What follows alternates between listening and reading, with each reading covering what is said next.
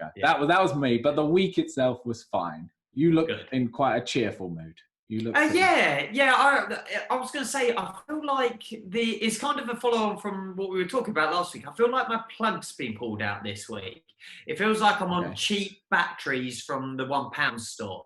I think there's numerous contributing factors. I probably overdid it a bit at the weekend. Not enough rest, usual story. But I also had a bit of an icky tummy at the weekend.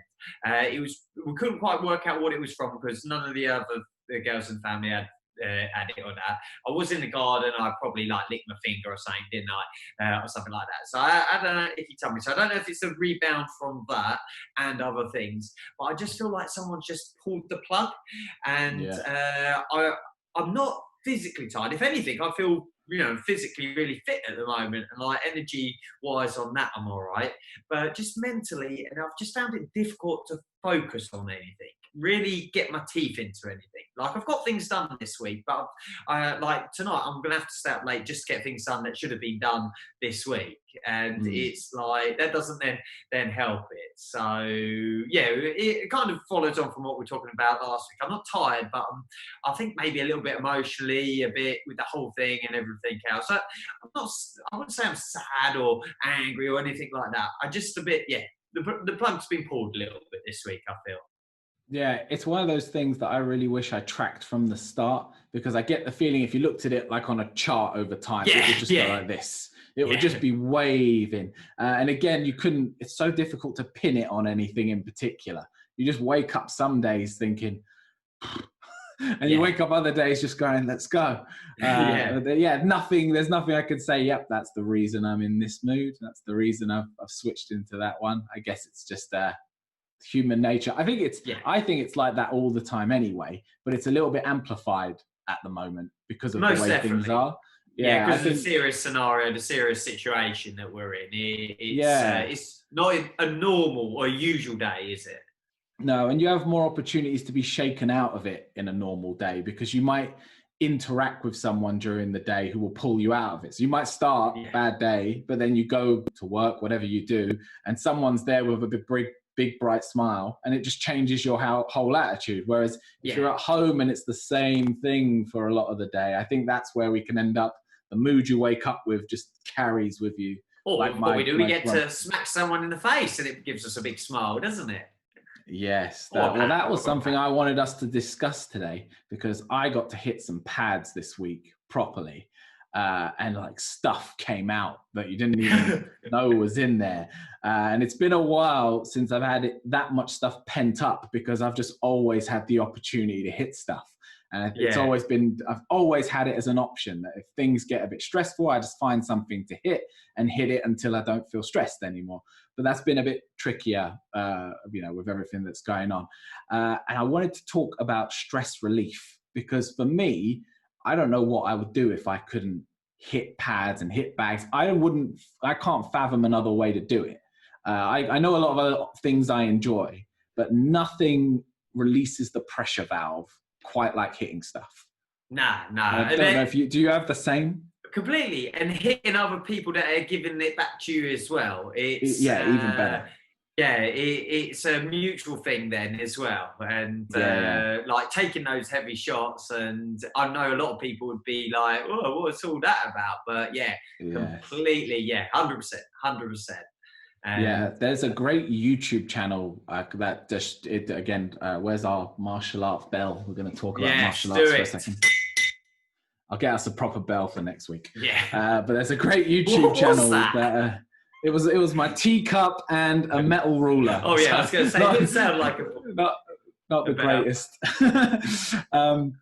And he put up a video. He said, "Can't wait." He just captioned it, "Can't wait to get back to hard sparring." And it was just guys just going way too hard, realistically. And the comment section was just full of people going, stupid, ridiculous, just asking for brain damage, all these comments. And I'm like, you're not wrong, but I want to do that too. That looks really fun. Because I get brain damage if I don't do it. Yeah, that's exactly it, right? A different kind of brain damage. My brain just goes numb. Yeah. Horrible.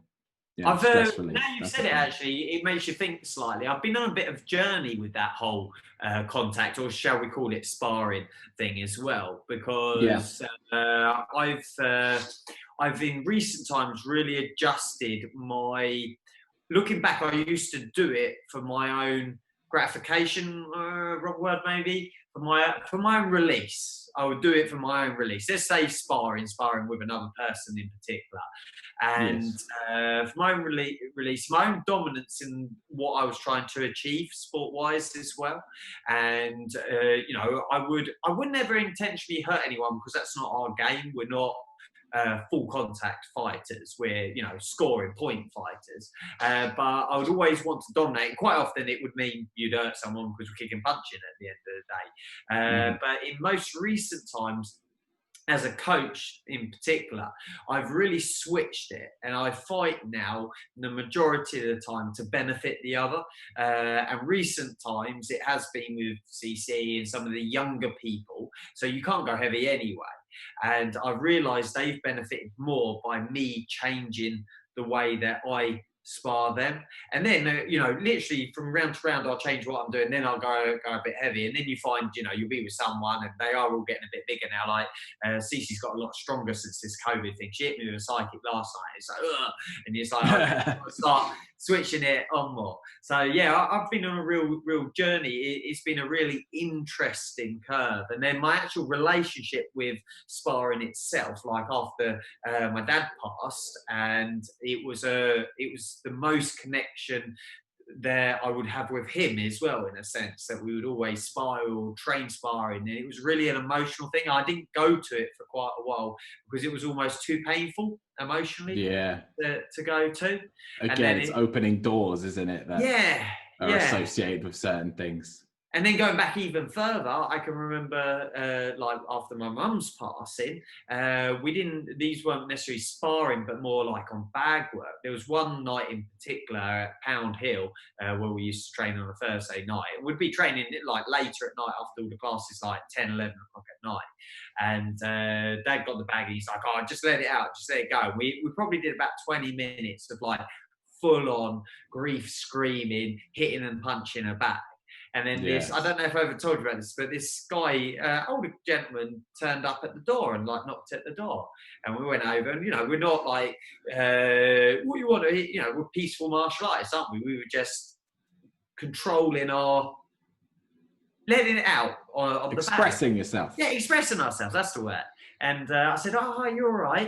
And he was in a dressing gown, slippers and a lot.